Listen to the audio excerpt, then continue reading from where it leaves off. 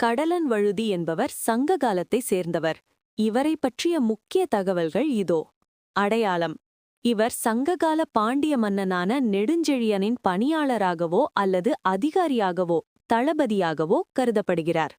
வழுதி என்பது பாண்டியர்களின் குடிப்பெயர்களில் ஒன்று என்பதால் இவர் பாண்டிய வம்சத்தை சார்ந்தவராகவோ அல்லது மன்னரால் அந்த சிறப்பு பெயரை பெற்றவராகவோ இருக்கலாம்.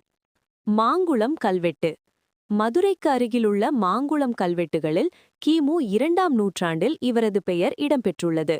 நன்கொடை: கணிய நந்த ஸ்ரீகுவன் என்ற சமண முனிவருக்கு குகையில் கற்படுக்கைகளை அமைத்துக் கொடுத்ததற்காக இவர் வரலாற்றில் அறியப்படுகிறார். பொருள்: கடலன் என்பது கடல் நட்சத்திரத்தில் பிறந்தவர் என்பதை குறிக்கலாம் என்றும் ஆய்வாளர்கள் கருதுகின்றனர். கடலன் வழுதி குறித்த கூடுதல் வரலாற்று மற்றும் இலக்கிய தகவல்கள் இதோ. மாங்குளம் கல்வெட்டுச் சான்று: மதுரை மாவட்டம் மாங்குளத்தில் உள்ள கிமு 2ஆம் நூற்றாண்டைச் சேர்ந்த தமிழ் பிராமி கல்வெட்டுகளில் இவருடைய பெயர் இடம்பெற்றுள்ளது. இதுவே சங்ககால பாண்டிய மன்னன் நெடுஞ்செழியனை பற்றிய மிக பழமையான கல்வெட்டுச் சான்றாகும்.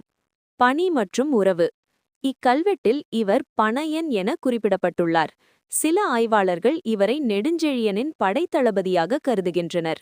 வழுதி என்ற பட்டம் இவர் பாண்டிய அரச குடும்பத்தை சேர்ந்தவராக இருக்கலாம் என்பதை காட்டுகிறது. சமண அறப்பணி: கணிய நந்த ஸ்ரீகுவன் என்ற சமண முனிவருக்காக மலையில் கற்படுக்கைகளை வெட்டி கொடுத்தார்.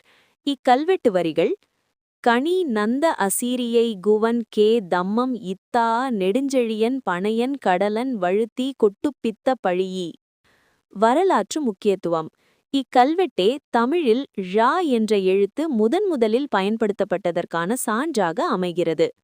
இலக்கிய தொடர்பு: சங்க இலக்கியமான புறநானூற்றில் பல வழுதிகள், அதாவது பாண்டிய மன்னர்கள் இடம்பெற்றாலும் இந்த குறிப்பிட்ட கடலன் வழுதி பற்றிய நேரடி பாடல்கள் இலக்கியங்களில் அதிகமில்லை.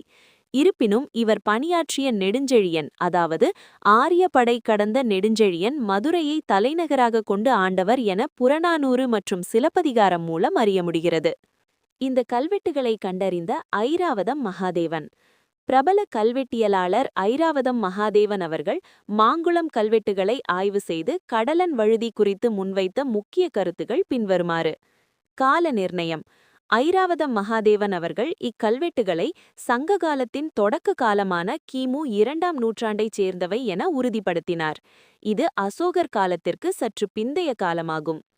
மன்னன் நெடுஞ்செழியன்: இக்கல்வெட்டில் குறிப்பிடப்படும் நெடுஞ்செழியன் என்பவரை சங்க இலக்கியங்களில் புகழப்படும் ஆரிய படை கடந்த நெடுஞ்செழியன் அல்லது தலையாலங்கானத்து செருவென்ற நெடுஞ்செழியனுக்கும் முன்னோடியான ஒரு பாண்டிய மன்னர் என அவர் கருதினார்.